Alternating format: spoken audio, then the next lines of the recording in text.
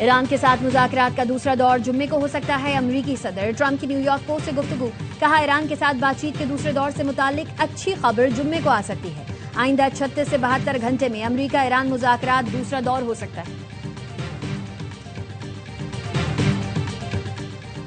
وزیر اعظم شہباز شریف کی زیر صدارت اہم مشاورتی اجلاس، سینئر وفاقی وزراء اعلیٰ حکام کی شرکت۔ ایران امریکہ جنگ بندی میں توسیع کے بعد کی صورتحال پر تبادلہ خیال، مذاکرات کے دوسرے دور کو یقینی بنانے کے لیے پاکستان کی سفارتی کوششوں کا جائزہ۔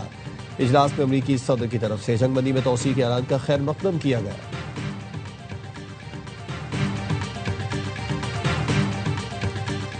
اور آبنائے ہرمز میں کشیدگی، ایرانی فوج کا 3 جہازوں پر حملہ، 2 پر قبضہ۔ ایران کے مغرب میں کارگو جہاز پر فائرنگ کی گئی، عمان کے قریب بھی ایک جہاز پر فائرنگ۔ MSC فرانسسکا جہاز اسرائیل کی ملکیت ہے۔ پاسداران انقلاب کا کہنا ہے جہاز پر پاناما کا پرچم لگا تھا، خلیج عمان کی جانب جا رہا تھا۔ قبضے میں لیے 2 جہاز ایرانی ساحل کی طرف جا رہے ہیں۔ برطانیہ کا جنگ بندی میں توسیع کا خیر مقدم، وزیر خارجہ ایوٹ کوپر نے کہا ہم مذاکرات کا دوبارہ آغاز اور ایک جامع تصفیہ چاہتے ہیں۔ جنگ کی طرف واپسی خطے اور عالمی معیشت کے لیے بڑا دھچکا ہوگا۔ ترجمان چینی وزارت خارجہ نے کہا صورتحال جنگ اور امن کے درمیان نازک موڑ پر ہے، بنیادی ترجیح دشمنی کو دوبارہ شروع ہونے سے روکنا ہے۔ چین ایک جامع اور دیر پا جنگ بندی کا مطالبہ کرتا ہے۔ روسی وزیر خارجہ سرگئی لاروف کہتے ہیں ایران اور امریکہ 2015 جیسا معاہدہ کر لیں تو یہ بہت بڑی کامیابی ہوگی۔ ایران کو جھوٹے وعدوں پر ٹرکایا گیا، اسے دھمکیاں دی گئی۔ ایران کا موقف درست ہے کہ وہ پہلے بھی ایسے وعدوں کا شکار ہو چکا ہے۔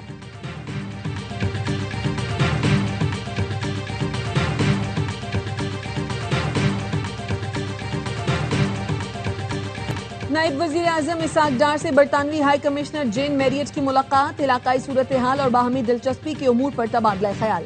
اسحاق ڈار نے کہا خطے میں کشیدگی کے حل کے لیے سفارتی کوششیں اور مکالمہ ناگزیر ہے۔ پاکستان علاقائی استحکام کے لیے اپنا مثبت کردار ادا کرتا رہے گا۔ برطانوی ہائی کمشنر نے امریکہ اور ایران میں مذاکرات کے لیے پاکستان کے کردار کو سراہا، خطے کے امن کے لیے پاکستان کی کاوشوں کی بھرپور حمایت کا اعادہ کیا۔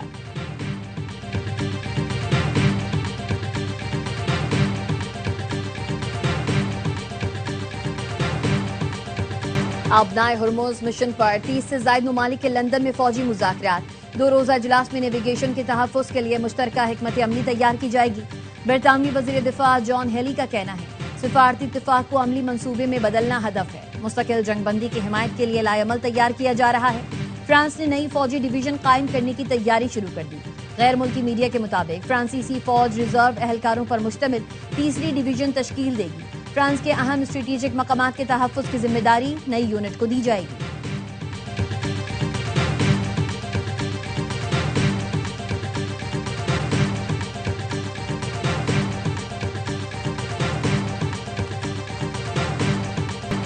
ایران چاہتا ہے آبنائے ہرمز فوراً کھولی جائے تاکہ روزانہ $500 ملین کمائے۔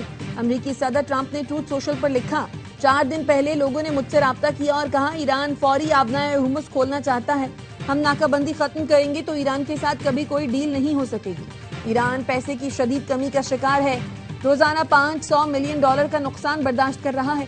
فوج اور پولیس شکایت کر رہے ہیں انہیں تنخواہیں نہیں مل رہی ہیں۔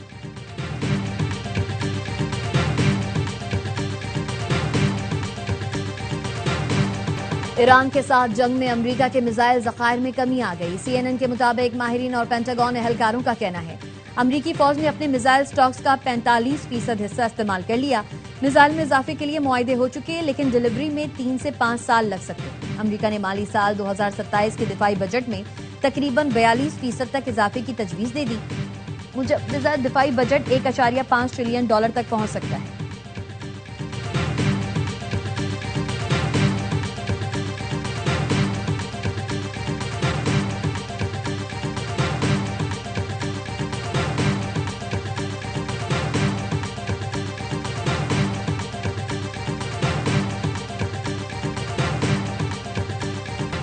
بھارت کے پہلگام فالس فلیگ آپریشن اور دنیا بھر میں جگ ہسائی کا 1 سال مکمل۔ آج ہی کے دن مودی سرکار نے پہلگام میں ڈرامہ کر کے اپنے ہی 26 لوگوں کی جان لی۔ طے شدہ منصوبے کے تحت الزام پاکستان پر لگایا۔ پاکستان نے الزامات مسترد کیے، آزادانہ اور بین الاقوامی تحقیقات کی پیشکش کی۔ بھارت اپنے جرائم چھپانے کے لیے پاکستان کی پیشکش سے بھاگتا رہا۔ مودی سرکار نے ڈرامہ تو رچایا، گودی میڈیا نے خوب ساتھ نبھایا۔ لیکن ایک کے بعد ایک جھوٹ مودی حکومت کے گلے پڑ گئے. حملہ آور کس راستے سے آئے, کیسے فرار ہوئے, ہائی سیکیورٹی زون سے دہشت گرد بھاگ کیسے گئے, مودی سرکار کے پاس جواب نہیں.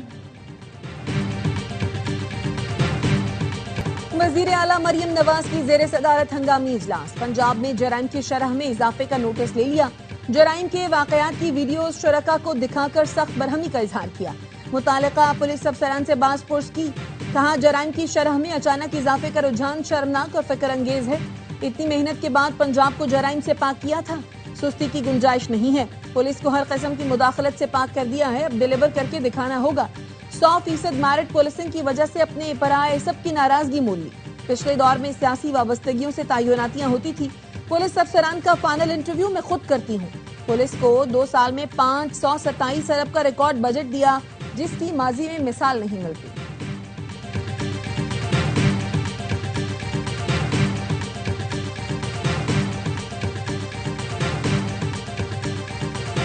وفاقی وزیر داخلہ کی زیر صدارت وزارت داخلہ و دفاع کی مشترکہ حکمت عملی پر اجلاس. ایئرپورٹس پر عوام کی سہولت کے لیے اقدامات پر تبادلہ خیال. تمام متعلقہ اداروں کے درمیان مؤثر کوارڈینیشن یقینی بنانے کا فیصلہ. محسن نقوی نے مسافروں کو تیز ترین سہولتیں فراہم کرنے کی ہدایت دی. کہا عوام کو جدید, تیز اور آسان سفری سہولتیں فراہم کرنا ہمارا عزم ہے. ایک ہی اسکینر پر تمام اداروں کی مشترکہ چیکنگ سے وقت کی بچت ممکن ہوگی. اداروں میں ہم آہنگی سے ہی ایئرپورٹس پر رش اور انتظار میں کمی لائی جا سکے گی.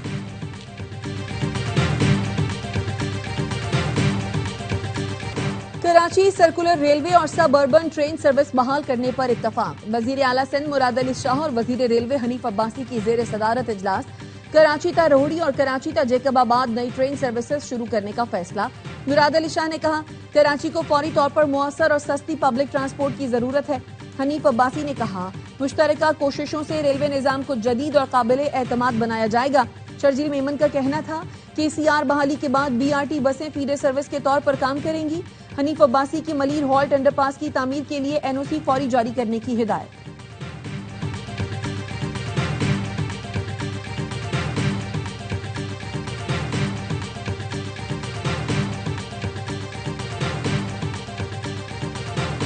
کھیل کا میدان سیاسی ایوان بنا دیا گیا. خیبر پختونخوا اسمبلی کا اجلاس پشاور کرکٹ اسٹیڈیم میں. اپوزیشن جماعتوں کا کرکٹ اسٹیڈیم میں اجلاس کا بائیکاٹ. اپوزیشن نے کہا وزیر اعلیٰ کی تقریر کے لیے غیر معمولی انتظامات بلا جواز ہیں. اسمارٹ لاک ڈاؤن کے دوران ایسے بڑے اجتماع سوالیہ نشان ہیں. مومن خصوصی اطلاعات KP شفیع جان کا کہنا ہے اجلاس اسٹیڈیم میں کرنے کا مقصد عوامی آگاہی میں اضافہ کرنا ہے. عوام کو منتخب نمائندوں کی کارکردگی براہ راست دیکھنے کا موقع ملے گا.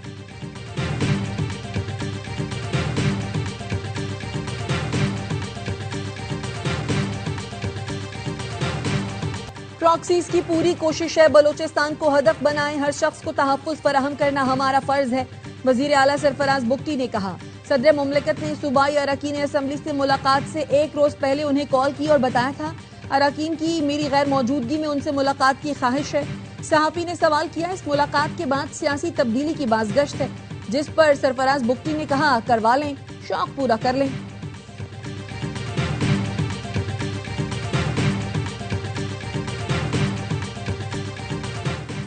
لیاری گینگ وار کے اہم کردار اور بھتہ خوری میں ملوث وسیع اللہ لاکھو کے ریڈ وارنٹ جاری.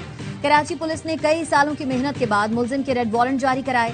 بھتہ خور وسیع اللہ لاکھو 60 سے زائد سنگین مقدمات میں سندھ پولیس کو مطلوب ہے. ملزم پر قتل, اقدام قتل, بھتہ خوری اور پولیس پر حملوں کے متعدد مقدمات درج ہیں.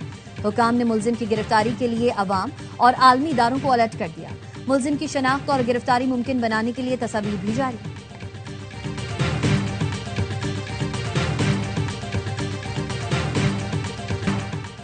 بیرون ملک مقیم نامی گرامی بھتہ خوروں کے خلاف گھیرا تنگ کر رہے ہیں.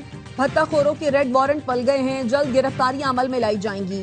IG سندھ کا کہنا ہے بھتہ خور گینگز کے سہولت کاروں کو بھی گرفتار کریں گے. IG جاوید عالم اوڈھو کی سائٹ ایسوسی ایشن آف انڈسٹری آمد. تاجروں نے اسٹریٹ کرائم, بھتہ خوری کے بڑھتے واقعات سے آگاہ کیا.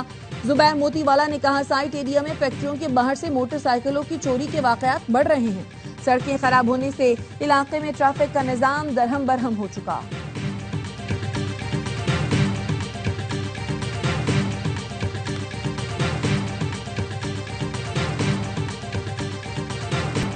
ایران میں اسرائیلی خفیہ ایجنسی موساد کے اہم جاسوس کو پھانسی دے دی گئی۔ ایرانی عدلیہ کا کہنا ہے مہدی فرید نے ایران کی اہم اور حساس معلومات موساد کو فراہم کی تھی۔ مجرم ایرانی دفاعی نظام کے انتہائی حساس کمیشن کے سربراہ کے طور پر کام کرتا تھا۔ ایرانی عدلیہ نے 8 خواتین کو پھانسی کی سزا دینے کی تردید کر دی۔ کہا امریکی صدر ٹرمپ کو پھر جعلی خبروں سے گمراہ کیا گیا۔ جن خواتین کی پھانسی کی بات کی گئی ان میں سے کچھ رہا ہو گئیں۔ دیگر خواتین پر جو الزامات ہیں ان میں سزا سنائی بھی گئی تو قید کی ہوگی۔ امریکی صدر نے اسرائیل کے حمایتی ایکٹیوسٹ کی پوسٹ شیئر کرتے ہوئے لکھا تھا، میں ان خواتین کی رہائی کو بہت سراہوں گا۔ ان خواتین کی رہائی مذاکرات کا بہترین آغاز ہوگا۔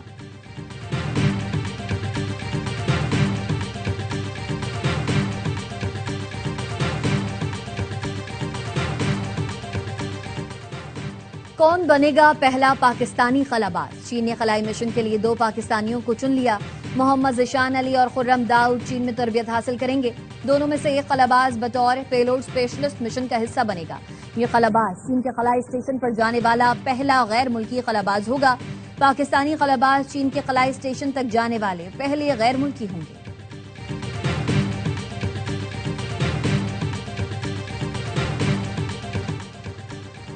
ماحولیاتی تحفظ ہم سب کی مشترکہ ذمہ داری۔ پاکستان سمیت دنیا بھر میں یوم ارض آج منایا جا رہا ہے۔ رواں سال یوم ارض کا موضوع ہماری طاقت ہمارا سیارہ ہے۔ اس دن کے منانے کا بنیادی مقصد کرۂ ارض کو درپیش خطرات کے حوالے سے عوام میں آگاہی پیدا کرنا ہے۔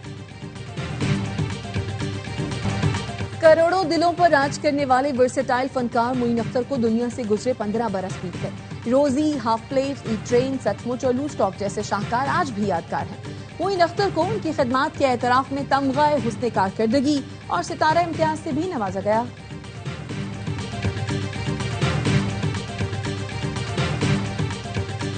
اور ARY film, Salman Iqbal films اور پرویز ملک فلمز کی پیشکش فلم لو دی سو کا ٹیزر جاری۔ ایکشن سے بھرپور فلم کی پہلی جھلک نے شائقین کی توجہ حاصل کر لی۔ اداکار فرحان سعید، ممیہ شاہ جعفر اور بابر علی مرکزی کردار ادا کر رہے ہیں۔ ٹیزر میں ایکشن، ڈرامہ اور انٹرٹینمنٹ کی بھرپور جھلک دکھائی گئی ہے۔ فلم نے سوشل میڈیا پر شائقین کی توجہ کھینچ لی۔ بڑی عید کا بڑا تحفہ، فلم لو دی سو عید الاضحیٰ پر سینما گھروں کی زینت بنے گی۔